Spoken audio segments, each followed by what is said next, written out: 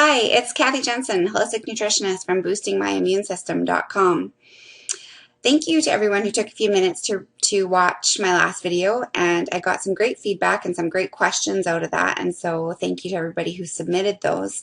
This video is a follow-up to that last one. The previous one was on how to read food labels, this one now on fats. So that's probably one of the first things that people, when they approach me to talk about their diet, the first thing that they tell me is that they've already eliminated all the fats from their diet and they're still not losing any weight or they're still not feeling any better. And unfortunately, that's not the first thing I would do. And so that's the reason for this video. We want to take a look at whether or not the low-fat mentality is actually healthy and good for us in the long term. In the 1990s, experts told us that eating low fat would be better for our health because they were concerned with the rising epidemic of heart disease and cardiovascular problems, as well as the growing trend towards obesity. Fat, as you know, is very calorically dense, and so their theory was that by eating less fat, we'd be consuming less calories and therefore better able to maintain our weight. And for the most part, both of these things are true. Eating too much fat in your diet isn't good for your health, and fat is very calorically dense. And so if you eat too much of it, your calories are that you're consuming are probably too high. However, the whole low-fat fad, the era of 99% fat-free everything from potato chips to salad dressing, obviously didn't have much of an impact on either heart disease or obesity. We still have a large problem with expanding waistlines across North America. Obesity is a problem, heart disease is still a problem, and diabetes is still a problem. And so obviously the move towards low fat didn't improve any of those disease processes. A little bit of a whoops there. So, but what do you do now? Well, looking back historically, we can see how our consumption of fat has changed over the last, well, apparently 4 million years. When we were hunters and gatherers, our total fat was somewhere in the ballpark of about 20–25%. And that's still the healthy guideline that's recommended today. But as you can see from the graph, as we started to move into more agricultural times and then into industrial times, our saturated fat really started to climb. In fact, it's doubled, more than doubled, since that time when our diet was primarily vegetables and other whole foods.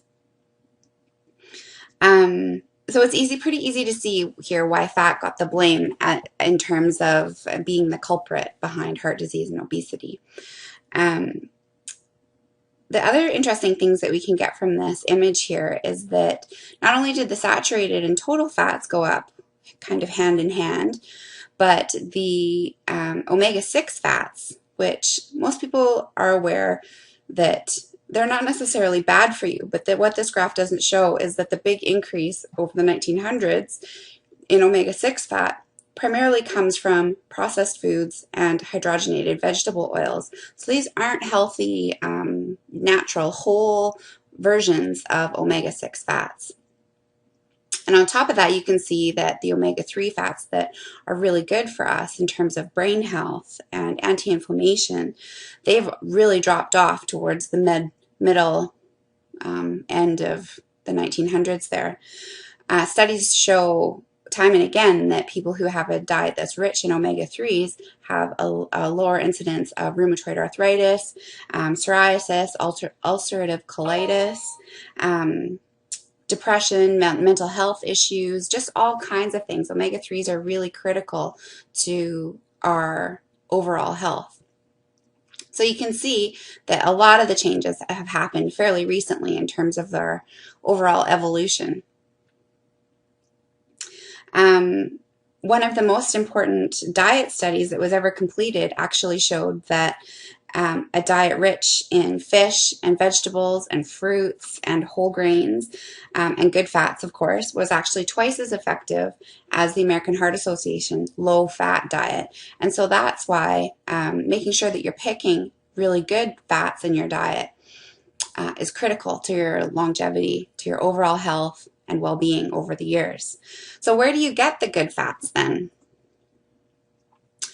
Here is a list of the big ones. Fish, obviously, a lot of people are aware: salmon, tuna, herring, sardines. You can have them canned or fresh. Actually, I was just at Costco the other day and found that they now have pole-caught tuna, canned tuna, which is a lot higher even than regular canned tuna in terms of omega-3s. So if you can find that one and you're willing to pay the extra dollar for some environmentally conscious as well as more healthy tuna, then that's a good way to go. Shellfish is also quite high in omega-3s. Nuts, particularly walnuts, almonds, and cashews, they're also a great source. Remember that if these are processed, overly processed, like they've been roasted and salted, that generally speaking means that the good fats in the nuts have been degraded. So it's always best to eat these nuts raw if you can and unsalted. Avocados are, of course, a great source. Spinach, bok choy, leafy green salads, all of those really good, full of fiber, lots of nutrients in them. Those are some of my favorite veggies right there. Olives are also a good source of good fats. Olive oil is a monounsaturated fat, which is not essential. Neither is saturated fat, which comes from meat, which means that if you didn't have any monounsaturated fat or saturated fat in your diet ever again, you would be fine. However, the omega-3 fats, the ones that we're talking about here, are essential. If you don't have them in your diet, that means you're not getting an essential nutrient. So that's why these foods are so important to our long-term health. Another great way to get some of these omega-3s into your diet is to make some muesli with sunflower, pumpkin seeds, and other nuts in them. Linseed, flaxseed, again, a great source. You can have either the oil or the actual seeds themselves, grind them up, throw in a scoop when you're making your shake in the morning, that kind of thing. Great source of omega-3s. So there you go. Those are my favorite sources. And just a little review here, some important facts to remember: that low fat is not necessarily the best way to go in terms of diet and weight loss or in your overall health.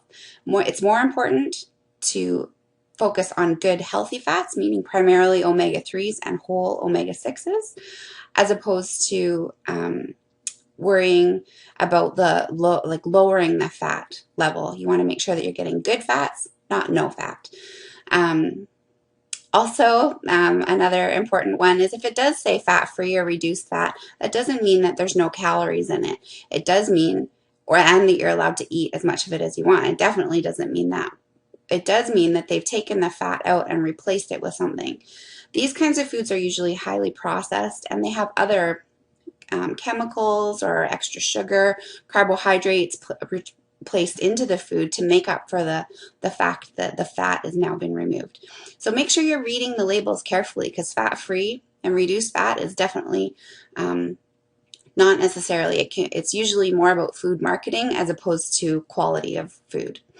Eating less saturated fat and more monounsaturated and omega-3 fats is the best option for your long-term health.